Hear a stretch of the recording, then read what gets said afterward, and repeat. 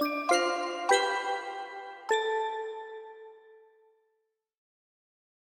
Hello students, let us see this interesting question. क्या है statement पढ़ो। The square steel plate has a mass of 1800 kg। यहाँ पे एक स्क्वायर प्लेट है 2400 mm, 1200 प्लस 1200 भी 2400 ही होता है। सो 2.4 मीटर बाय 2.4 मीटर का एक स्क्वायर प्लेट है, सही है, जिसका मास कितना दिया है 1800 kg। इसका मास जो है 1800 kg है, जो कि with mass center at its center G. ये जो 1800 kg है यहाँ पे काम कर रहा है डाउनवर्ड डायरेक्शन में। उसका मास कहाँ पे काम करता है, सेंट्रॉइड पे काम करता है, जो कि उन्होंने दे दिया है जी है। देखो ऑब्जर्व करो केयरफुली। ये टोटल 2400 है तो यहाँ से 1200 दिया है। ये टोटल 2400 है तो यहाँ से 1200 दिया है। मतलब ये जी पॉइंट क्या है, इस प्लेट का सेंट्रॉइड है, सेंटर पॉइंट है, जिसके ऊपर उसका जो मास है वो डाउनवर्ड डायरेक्शन में एक्ट कर रहा है। अभी हमें दिया वैल्यू जो है वो केजी में वैल्यू दिया है, तो हमें हमेशा वैल्यू कौन सा चाहिए होता है, न्यूटन में चाहिए होता है। तो इसका वेट कितना आएगा, the weight of the plate will be 1800 into 9.81 कितना आता है 17658। अभी ये मैं किलो न्यूटन कर देता हूं इसको, क्योंकि बहुत बड़ा नंबर हो जाएगा, हर बार कैरी करना पड़ेगा। So I call this as 17 kilo newton. Okay, 17-18 kilo newton आ रहा है वो। सो अप्रोक्सीमेट 18 किलो न्यूटन जो उसका फोर्स है, वेट है, वो डाउनवर्ड डायरेक्शन में एक्ट करेगा एट मास सेंटर जी। पहला लाइन का मीनिंग क्लियर है। Calculate the tension in each of the 3 cables. इन तीनों केबल में कितना टेंशन रहेगा, with which the plate is lifted while remaining horizontal. इस प्लेट को इस तरह से उठाया हुआ है तीनों केबल्स की मदद से, तो उन तीनों केबल्स में कितना टेंशन आएगा। अभी उन तीनों केबल्स में टेंशन क्यों आएगा, क्योंकि इसका वेट डाउनवर्ड एक्ट हो रहा है, तो वो जो वेट है इन तीनों केबल्स को टेंशन प्रोवाइड करेगा। तो उन तीनों केबल्स में कितना टेंशन है ये हमें पूछा हुआ है। तो मैंने हमेशा बताया 4 फोर्सेस होते हैं मोस्टली, उसमें से एक दिया रहेगा और बचे हुए 3 निकालने हैं। गेटिंग और नॉट। तो चारों फोर्सेस आइडेंटिफाई हो चुके हैं, तीनों केबल्स के टेंशन और ये वेट। अभी इसमें सबसे इंटरेस्टिंग चीज क्या है, देखो बहुत सारे बच्चे इसकी एफबीडी जो ड्रॉ करते हैं वो गलत ड्रॉ करते हैं। तो मैं सजेस्ट करता हूँ आप वीडियो को पॉज कीजिए और आप एफबीडी ड्रॉ कीजिए। एफबीडी किसकी ड्रॉ करनी है, इसके लिए मैंने पिछले लेक्चर्स में गाइडलाइन दिया हुआ है। हम हमेशा कोशिश करते हैं कि कॉन्करेंट फोर्सेस सिस्टम है, स्पेस में कॉन्करेंट फोर्स सिस्टम हम पढ़ रहे हैं, तो जिस पॉइंट पे वो सारे फोर्सेस कॉन्करेंट होते हैं उस पॉइंट का एफबीडी हम मोस्टली ड्रॉ करते हैं। तो यहाँ पे ऐसा कौन सा पॉइंट है जहाँ पे ये सारे फोर्सेस आ रहे हैं, उस पॉइंट को आइडेंटिफाई कीजिए और उसका एफबीडी ड्रॉ करके मुझे बताइए। उस एफबीडी में कितने फोर्सेस रिफ्लेक्ट होने चाहिए, 4 फोर्सेस रिफ्लेक्ट होने चाहिए। सो आई एक्सपेक्ट कि आपने वीडियो पॉज कर दिया है और आप ड्रॉ कर रहे हैं। हो गया। So let us verify that. मैं एक्सपेक्ट करता हूँ कि आपने आपका एफबीडी रेडी किया है। अब मेरे साथ वेरीफाई कीजिए आपने क्या गलती किया। Most of the students have made the mistake, वो मैं हाईलाइट कर देता हूँ पहले क्या गलती कर दिया। मोस्ट ऑफ द बच्चों ने एफबीडी कैसे ड्रॉ किया होगा, देखो क्या उन्होंने पॉइंट डी से शुरू किया होगा और इन केबल्स को कट किया होगा। तो इस केबल को मैं जब कट करूंगा तो यहाँ पे टेंशन आएगा, आउटवर्ड टेंशन, यहां से यहाँ पे टेंशन है, तो इसको नाम देंगे हम TDA। फिर यहाँ पे इसको कट करेंगे तो यहाँ पे आउटवर्ड टेंशन आएगा, तो इसको नाम देंगे TDB। और इसको कट करेंगे तो इसमें आउटवर्ड टेंशन दिखाएंगे TDC। यहां तक बच्चे सही करते हैं, सही है। लेकिन अब इसमें जो वेट है वो यहाँ पे उस प्लेट के ऊपर डाउनवर्ड डायरेक्शन में एक्ट हो रहा है। जो वेट इसका वेट है, ये वेट यहाँ पे 17 जितना कुछ है, 17.658 किलो न्यूटन। ये जो वेट है इस प्लेट के ऊपर पॉइंट जी के ऊपर एक्ट कर रहा है, जो कि उसका वर्टिकल लाइन जो है उसी पॉइंट से पास हो रहा है, डी से। उन्होंने क्लियरली डायग्राम में भी दिखाया हुआ है। तो ये जो लाइन है ये सेंट्रॉइड से ही पास होके वर्टिकली इस पॉइंट डी से जा रहा है। तो ये फोर्स और ये तीनों फोर्स कॉन्करेंट तो है, लेकिन आपने अगर इसको इस तरह से ये फोर्स यहाँ पे ट्रांसफर कर दिया, कंसिडरिंग प्रिंसिपल ऑफ ट्रांसमिसिबिलिटी, आपने इसको यहाँ पे ट्रांसफर कर दिया तो आपने गलती कर दिया, क्योंकि आपने प्रिंसिपल ऑफ ट्रांसमिसिबिलिटी गलत यूज किया है। कैसे गलत यूज किया, आपने उसका पॉइंट ऑफ एप्लीकेशन जो है वो फोर्स आपने इस पॉइंट पे ट्रांसफर कर दिया, जो कि ये पॉइंट इस बॉडी के ऊपर नहीं है। पहली बात तो है।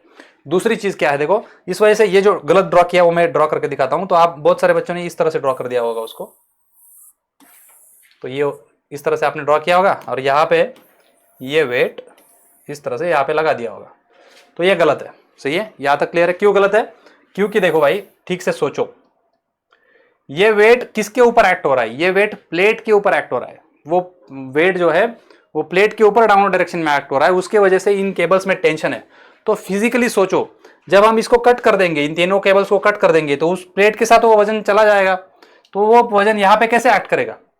वहां पे वेट एक्ट नहीं करेगा। पॉइंट डी के ऊपर जब हम एफबीडी को, पॉइंट डी को आइसोलेट करते हैं ना, एफबीडी ड्रॉ करते हैं, मतलब क्या करते हैं? उस पॉइंट को हम सारे सराउंडिंग से आइसोलेट करते हैं।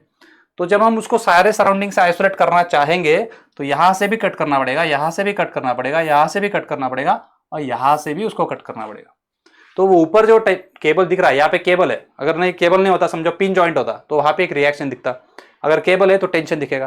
तो यहाँ पे केबल है, तो यहाँ पे एक ऊपर की दिशा में इस तरह से एक टेंशन जाना चाहिए इस केबल में, ऊपर वाली केबल में outward tension.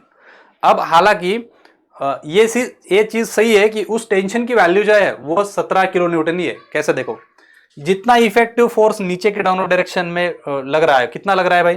Total 17 kilo Newton का प्लेट उठा के रखना है उस जॉइंट को, तो ऊपर वाली केबल में 17 किलो न्यूटन नहीं रहेगा, लेकिन वो ऊपर की दिशा में रहेगा। This is the mistake. तो यहां पे हमें ये 17.658 किलो न्यूटन का प्लेट पॉइंट डी उठा रहा है, इसलिए पॉइंट डी के ऊपर की वाली जो केबल है उसमें रिजल्टेंट फोर्स कितना आएगा? 17.658 किलो न्यूटन, इतना, लेकिन ऊपर की दिशा में जाएगा। ये हमारा पॉइंट डी का करेक्ट एफबीडी हो गया। बहुत सारे बच्चे गड़बड़ी में क्या करते थे, इस वेट को इधर ट्रांसफर कर देते हैं, वैल्यू सही होता है। आपको मैं ये भी बोल देता हूं कि उसको अगर आप सॉल्व करेंगे तो सारे टेंशन की वैल्यू आपको मैग्नीट्यूड सही मिलेगा, लेकिन आपको सारे टेंशन निगेटिव मिलेंगे। सारे आंसर्स क्या मिलेंगे? अगर आपने इसको डाउनलोड ले लिया और सॉल्व किया तो सारे आंसर्स आपको क्या मिलेंगे? निगेटिव मिलेंगे। मैग्नीट्यूड सेम ही मिलेगा। करेक्ट मैग्नीट्यूड और करेक्ट डायरेक्शन मतलब साइन चाहिए होगा, तो आपको इसको अपवर्ड लेना पड़ेगा, क्योंकि पॉइंट डी जब हम ये भी ड्रॉ कर रहे हैं तो प्लेट का वेट उसमें नहीं आएगा। उसमें क्या आएगा? इस केबल में जो टेंशन है वो आएगा। प्लेट का वेट प्लेट के साथ चला गया, हमने उसको कट करके आइसोलेट कर दिया, उसको तो बाजू में कर दिया, तो उसका वेट तो आएगा ही नहीं। हाँ, लेकिन यहाँ पे इसमें टेंशन आएगा। अब हम जब सोचेंगे इसको ठीक से ओवरऑल बॉडी को देख के, तो हमें पता चलेगा कि जितना वेट नीचे डाउनलोड एक्ट हो रहा है उतना ही टेंशन रिजल्टेंट मैग्नीट्यूड दोनों को बैलेंस करने के लिए इसमें भी उतना ही टेंशन चाहिए। या तो इन दूसरी तरह से सोच सकते हैं, ये जो फोर्स है ये इन तीनों केबल्स में जो टेंशन है उसका रिजल्टेंट है, सही है, और फिर यहाँ पे इसकी equal and opposite reaction upward direction में आनी चाहिए for the balance. So that is why here there will be 17.658 kilo newton force. अगर आपको चाहिए तो मैं प्लेट की एफबीडी भी ड्रॉ करके दिखाता हूं। जिन बच्चों को ये नहीं समझा है, क्लियरिटी नहीं आई है, तो उन बच्चों के लिए मैं क्या करता हूं, प्लेट की एफबीडी ड्रॉ करके दिखाता हूं। देखो ये प्लेट है,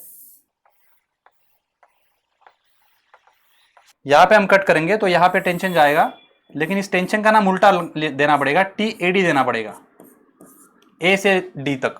फिर यहां पे हमें टेंशन देना पड़ेगा TBD, और यहां पे हमें टेंशन देना पड़ेगा TCD, और प्लेट का वेट प्लेट के ऊपर डाउनवर्ड डायरेक्शन में 17.658 किलो न्यूटन। अभी ये जो एफबीडी मैंने ड्रॉ किया ये प्लेट का एफबीडी है। अगर कोई बच्चा इस प्लेट के एफबीडी को यूज करके इस प्रॉब्लम को अगर सॉल्व करना चाहता है तो भी वो कर सकता है, कोई प्रॉब्लम नहीं है। सेम प्रोसेस आपको एज इट इज फॉलो करना है इसको यूज करके, लेकिन वहां पे नाम AD रहेगा तो हम D-A करेंगे, यहाँ पे नाम DA है तो A-D करेंगे, तो उस हिसाब से वो आंसर सेम ही आएगा। यहाँ पे फोर्स अपवर्ड रहेगा, यहाँ पे फोर्स ये डाउनवर्ड रहेगा। तो ये अब यहाँ का जो हम मैग्नीट्यूड लेंगे इसका y डायरेक्शन में, तो वो -J लेना पड़ेगा, इसमें +J लेना पड़ेगा, सही है। सो इस तरह से हमें इसको सॉल्व करना है। अब हम क्या करेंगे, हमारा यूजुअल प्रैक्टिस जो है वो पॉइंट का एफबीडी ड्रॉ करके हम हमेशा करते हैं, तो मैं इसको फॉलो करता हूँ। इसको नेक्स्ट पेज पे ले लेता हूँ और वहां पे आपको सारे कोऑर्डिनेट्स, अभी हमें पहले क्या करना पड़ेगा, एफबीडी से पहले हमें सारे पॉइंट्स के कोऑर्डिनेट्स चाहिए, तो कोऑर्डिनेट्स हम पहले निकाल के रखते हैं। देखो कोऑर्डिनेट्स के लिए मैं डायग्राम को अगले पेज पे ले लिया। अभी हमें कोऑर्डिनेट्स जो फाइंड करने होते हैं उसके लिए हमें ओरिजिन चाहिए होता है, तो ओरिजिन क्वेश्चन में दिया आएगा, उसको ऑब्जर्व करो, दिया नहीं है तो हम उसको कहीं पे भी लोकेट कर सकते हैं। कोई बंदा यहाँ पे ओरिजिन अगर ड्रॉ करता है तो x इसको बोल देगा, इसको y बोल देगा, इसको z बोल देगा तो भी चलेगा। कोई बंदा किसी भी पॉइंट को आप ओरिजिन बोलो, वहां से 3 एक्सिस को आप कोई भी नाम दे दो, आपकी मर्जी है, उसी को फॉलो करके आंसर लाओ, आंसर सेम ही आएगा। मैं सबसे कॉमन सेंस मुझे लग रहा है कि सिमेट्री यूज करने के लिए मैं G पॉइंट जो है उसी को ओरिजिन बोल देता हूं। अगर मैं G पॉइंट को ओरिजिन बोलता हूं और इसको अगर मैं x एक्सिस बोलता हूं, इसको अगर मैं z एक्सिस बोलता हूं और वर्टिकल को मैं y बोल देता हूं, समझो, इस तरह से मैंने अगर एक्सिस को मैं पहले मार्क करता हूं तो इस हिसाब से अभी मुझे क्या करना है, ABCD पॉइंट्स के कोऑर्डिनेट्स ढूंढना है। अब पॉइंट्स के कोऑर्डिनेट्स हम अगर आपने अगर प्रीवियस क्वेश्चंस को देखा होगा तो हम इस तरह से लिखते थे, याद है आपको, ABCD। हम A ऊपर रखते थे क्योंकि A के ऊपर सारे फोर्सेस कॉन्करेंट होते थे, तो हम वेक्टर AB लिखते टाइम पे B माइनस ए, C माइनस ए, D माइनस ए इस तरह से करते। लेकिन अब इस केस में हमारा जो कॉन्करेंट पॉइंट है वो A नहीं है, हमारा कॉन्करेंट पॉइंट कौन सा है, पॉइंट D है। तो हमें हमेशा A minus D, B minus D और C माइनस डी करना पड़ने वाला है, इसलिए हम शुरू D से करेंगे। तो मैं पहले किसके कोऑर्डिनेट्स लिखूंगा, D पॉइंट के कोऑर्डिनेट से मैं शुरू करूंगा। So coordinates of point D, then I will write down for A, then I will write down for B and C। So D के कोऑर्डिनेट्स शुरू करते हैं। तो D कहां पे, यहां पे। कौन से एक्सिस से, ओरिजिन से कौन से एक्सिस के ऊपर है, Y एक्सिस के ऊपर है। तो X में जाने की जरूरत नहीं है तो 0 आएगा, तो 0 ले लेता हूं। अब मैं सारे डिस्टेंसेज जो है वो मीटर में कर लेता हूं, क्योंकि ये mm का जो 00 है हर कैलकुलेशन में लंबा हो जाएगा, बहुत लंबे लंबे इक्वेशन बनेंगे। सो उससे अच्छा क्या करता हूं, इस mm को मैं मीटर में कंसिडर करता हूं। तो ये 2.4 मीटर बन जाएगा,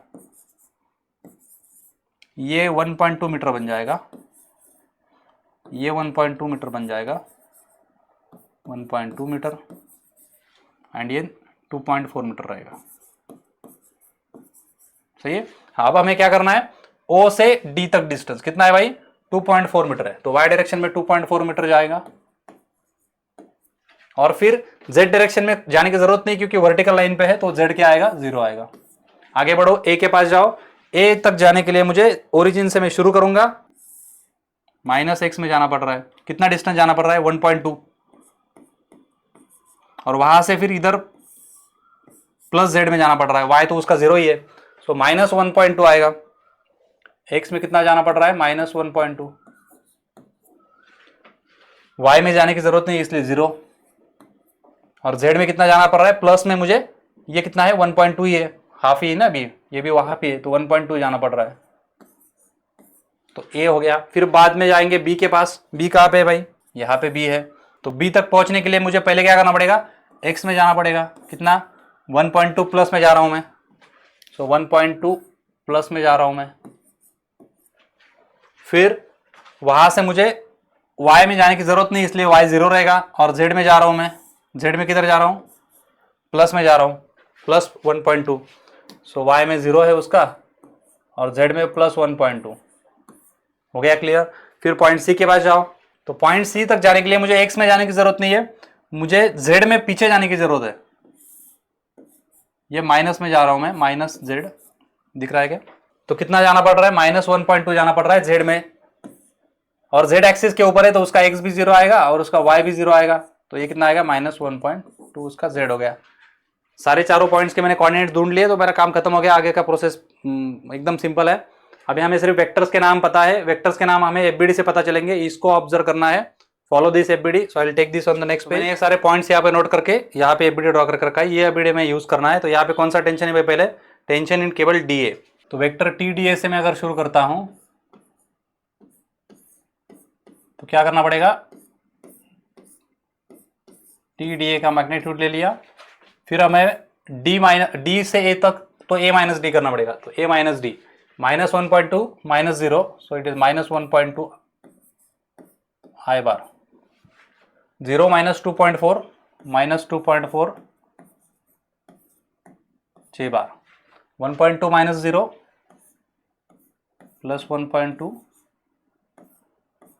के बार, डिवाइड बाय √1.2 स्क्वायर, यहाँ पे हमें प्लस माइनस को भूल जाना है, 2.4 स्क्वायर प्लस 1.2 स्क्वायर कितना आता है, ये जो इतना ब्रैकेट है इसका वैल्यू है 2.94।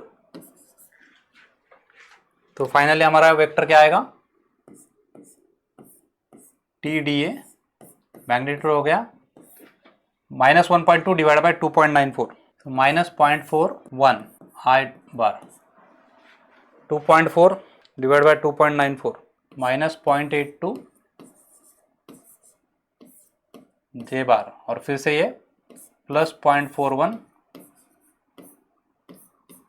के बार, सही है, 1.2 ये, तो ये आएगा। ये हमारा पहला वेक्टर हो गया, वेक्टर टी डी है। सिमिलर फैशन में आपको तीनों वेक्टर बचे हुए निकालने हैं, करो खुद। Second vector is vector T D B. तो टी डी बी के लिए टी डी बी का मैग्नीट्यूड ले लिया, और ब्रैकेट में क्या आएगा, b minus D, b minus D 1.2 minus 0, so 1.2 times i bar, 0 minus 2.4 minus 2.4 j bar, 1.2 minus 0 plus 1.2 k bar divide by under root of 1.2 square plus 2.4 square plus 1.2 square. ये term देखो और ये term देखो same ही है, तो वो भी 2.94 ही आएगा, और रेशियोज भी क्या आएंगे, सेम ही आएंगे। सिर्फ प्लस माइनस का ध्यान रख के इसको अपडेट करो, कितना आता है, 1.2 divide by this bracket is 0.41, और वो यहाँ पे प्लस है, प्लस 0.41 आई बार, ये माइनस ले लेता हूँ, 2.4 मतलब 0.82 आएगा जे बार, और यहाँ पे 1.2 है मतलब 0.41 आएगा, लेकिन प्लस आएगा 0.41 के बार। ये हमारा टी डी बी बन गया। Now again vector T D C क्या आएगा, टी डी सी का मैग्नीट्यूड ब्रैकेट, अब डी सी है तो सी माइनस डी करना पड़ेगा, सी माइनस डी, 0 माइनस 0 0 0 आए बार, इसको निग्लेक्ट नहीं करेंगे, 0 माइनस 2.4 माइनस 2.4 जे बार, और minus 1.2 minus 0 minus 1.2 k bar divide by under root of 0 square plus 2.4 square plus 1.2 square, bracket complete. कितना आता है ये टर्म, ये टर्म आता है 2.68, तो 0 डिवाइड बाय दैट टर्म 0, पहला टर्म क्या आएगा फिर, टी डी सी का मैग्नीट्यूड 0 टाइम्स आई बार, ये माइनस वैसे रहेगा, 2.4 डिवाइड बाय 2.68 0.89, तो 0.9 आ रहा है, 0.9 जे बार, और ये तीसरा टर्म आ रहा है 0.45, ये माइनस वैसे रहेगा, माइनस 0.45 के बार। तो हमने ये तीन वेक्टर्स ढूंढ लिए। जो फोर्थ वेक्टर है वो अगर लिखना है हमें, तो ये उसका मैग्नीट्यूड है, तो इसको नाम देना पड़ेगा, कुछ तो नाम देना पड़ेगा। आप उसको डब्ल्यू भी बोल सकते हो, लेकिन डब्ल्यू हमने डाउनवर्ड डायरेक्शन में एज्यूम किया था, तो उसका अपवर्ड जो है उसे रिएक्शन बोल देते हैं। So reaction at point D, R D vector बोल देता हूँ मैं उसको, this is vector R D which is equal to this much. So R D का क्या अगर इक्वेशन लिखूंगा तो क्या आएगा, so vector R D can be written as, R D का मैग्नीट्यूड लिखना पड़ेगा, और हमें पता है कौन से डायरेक्शन में है, हमें वर्टिकल डायरेक्शन, और हमारा वर्टिकल इस केस में क्या है, y है, तो j आएगा, सही है ना। एक बार चेक कर लो, y हमने वर्टिकल एज्यूम किया है, तो j आएगा, तो 0 i bar plus 1 j bar plus 0 k बार। ये हमारा कौन सा हो गया, फोर्थ वेक्टर हो गया। अब इन चारों वेक्टर्स में हमें क्या करना है, कंडीशंस ऑफ इक्विलिब्रियम अप्लाई करना है, summation F X equal to 0, summation F I equal to 0 and summation F G equal to 0। F X equal to 0 जब हम करते हैं तो मैग्नीट्यूड और आई का कांस्टेंट, मैग्नीट्यूड आई का कांस्टेंट, मैग्नीट्यूड आई का कांस्टेंट, मैग्नीट्यूड आई का कांस्टेंट, इनका सम करके इक्वल टू 0 करेंगे। वाई के लिए जे का करेंगे और जेड के लिए के का करेंगे। इस तरह से हमें तीन अननोन मिल जाएंगे। तीन इक्वेशन है हमारे पास, तीन अननोन है। करो फटाफट। First equation I will write down summation F X equal to 0। तो मैंने वो चारों वेक्टर्स का इक्वेशन यहाँ पे कैरी कर लिया है। अब हम क्या करेंगे, सारे आई टर्म्स को कंपेयर करेंगे, उसके लिए समेशन एफ एक्स लिखना पड़ेगा। So first equation summation F X equal to 0, give the reading conditions of equilibrium. First condition is summation F X equal to 0। तो उसमें क्या करेंगे, सारे आई टर्म्स लेंगे। So first I term is minus 0.41 constant है, उसके साथ T D A का मैग्नीट्यूड। सेकंड आइटम प्लस 0.41, उसके साथ TdB का मैग्नीट्यूड। तीसरा है 0 और फोर्थ वन इज RD। अभी RD क्या है, यहाँ पे RD मल्टीप्लाई बाय 0 और RD की वैल्यू हमारे पास है, इसका मैग्नीट्यूड जो है ना यहाँ पे रिप्लेस कर दो। कितना है, reaction is same as weight, तो हमारे पास वेट कितना है 17.658 किलो न्यूटन। तो ये है 17.658, तो वो ये 17 इंटू 0 0 ही हो जाएगा वैसे भी, प्लस 0 इज इक्वल टू 0। ये हमारा इक्वेशन नंबर 1 बन जाता है। अब हम समेशन Fy इक्वल टू 0 करेंगे। समेशन Fy इक्वल टू 0, इसमें क्या करेंगे, J वाले टर्म्स को कंपेयर करेंगे, -0.82 और पहला वेक्टर का मैग्नीट्यूड कितना है TdA, 0.82 times TdA, -0.82 times TdB,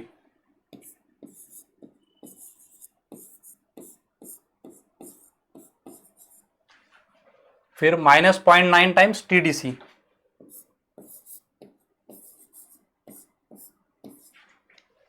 और यहां पे क्या आएगा, J आएगा सिर्फ, तो 17 this into this, so 17.658 plus में है, plus 17.658 equal to 0। And the final third condition summation Fg equal to 0, apply that. क्या करेंगे, K वाले टर्म्स को कंपेयर करेंगे, 0.41 times TdA plus 0.41 times TdA plus 0.41 times TdB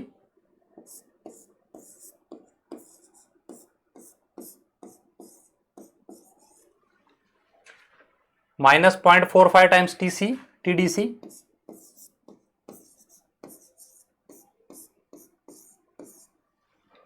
zero times 17, so 0 आ जाएगा, plus 0 is equal to 0। Now you can observe that there are 3 unknowns and 3 equations.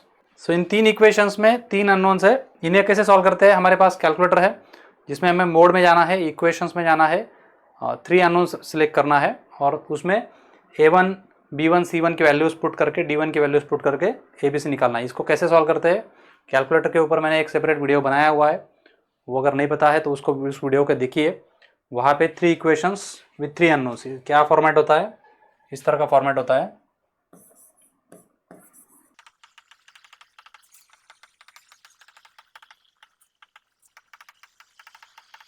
तीन बार mode दबाएंगे, equation में जाएंगे, 3 अननोन है, सो 3 सेलेक्ट करेंगे, फिर A1 पूछेगा, A1 क्या रहेगा -0.41, B1 पूछेगा +0.41, C1 0 है और D उस साइड पे जाके 0 ही है, A2 -0.82, D2 -0.82, C2 -0.9 और D2 है उस साइड पे जाके -17 डालना पड़ेगा।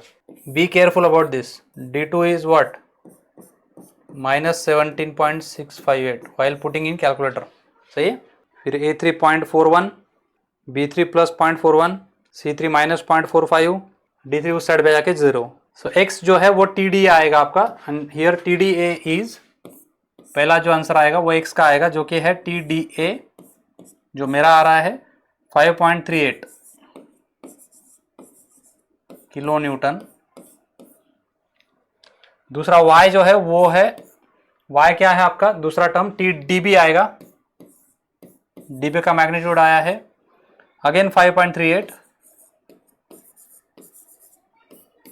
किलो न्यूटन, और तीसरा जो है Z 9.81, दैट इज TdC।